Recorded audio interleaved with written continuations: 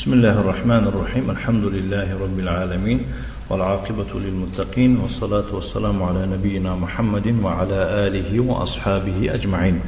أما بعد، إنك ما درسي خود را دوام میدیم از رساله 48 سؤالا في الصيام، يعني 48 سؤال آيدي روزة لفضيلة الشيخ العلامة محمد بن صالح العثيمين غفر الله له ولوالديه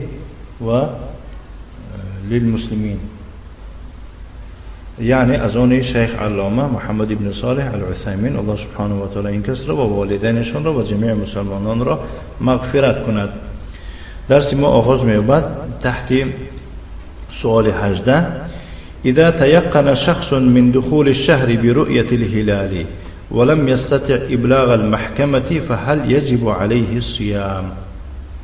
يعني یک کس یقین باور میکند داخل شدن ماه را به سبب دیدن ماه دید است، باوری دارد که ماه چی داخل شده است و نمیتواند که به محکمه برده رساند، آیا به او یعنی روزه گرفتن واجب میشود؟ خودش دیده است اینه که به حکومت نرسانده.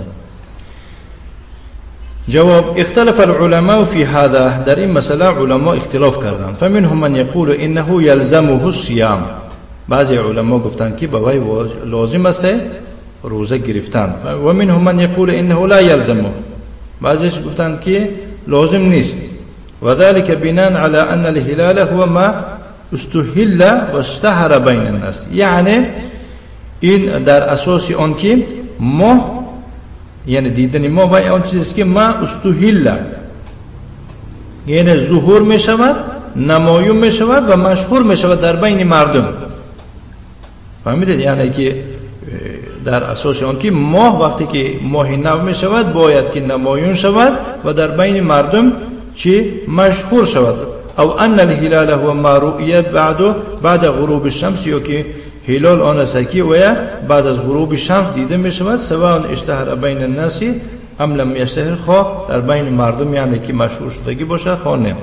والذی یظهر لی، اکنون میگوید به عقیده من، یعنی که به همان یعنی که رأیی که من هستم همین است که ان من رآه و تیقن من رؤیته و هو فی مکان نائن،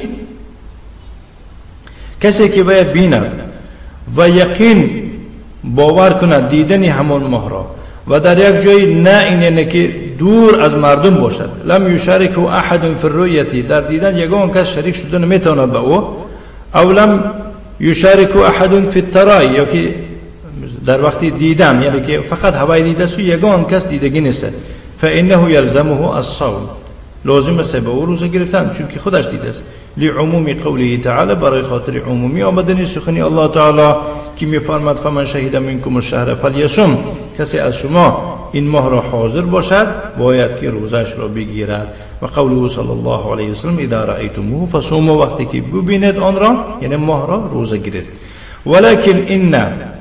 ولكن إن كان في البلد وشهد به عند المحكمة وردت شهادته فإنه في هذه الحال يصوم سرا لئلا يعلن مخالفة الناس. وقتی که ولی اگر میگوید در یک کشور باشد و آید این در محکمه در حکومت آمده شهادتی دهد و شهادت این حکومت رد کند، در این حالت میگوید پوشیده روزه میگیرد، یعنی که رسته روزه میگیرد تا اینکه یعنی که مخالفتی مردم بودنش اعلان نکند، به مردم مخالف بودنش اعلان نکند. سوال 19: هل ورد عن الرسول صلى الله عليه وآله وسلم دعاء خاص يقوله من رأى الهلال، وهل يجوز لمن سمع خبر الهلال أن يدعو به ولو لم يرى الهلال؟ آیا وارد شده است از پیغمبر صلی الله علیه و سلم دعای مخصوص که وی رو میگوید در وقتی یا که کسی که بیند هلال را ماه، و آیا جایزه است برای کسی که شنود خبر هلال را که این دعا را خواند گرچه که خودش ندیده باشد؟ شیخ میفرماید که نعم، یقول الله اکبر، بله میگوید که الله اکبر، اللهم اهله علینا بالامن،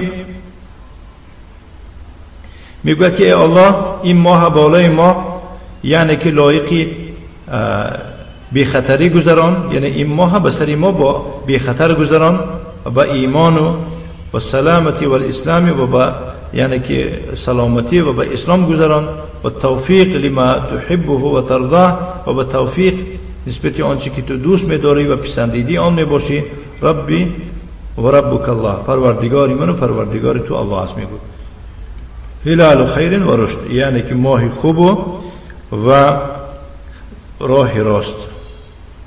فقد جاء في ذلك حديثان عن رسول الله صلى الله عليه وآله وسلم فيهما مقال قليل، یعنی در این مسئله دو حدیث آمده از پیغمبر صلی الله علیه و آله و سلم، ولی در هر دو حدیث مقال است،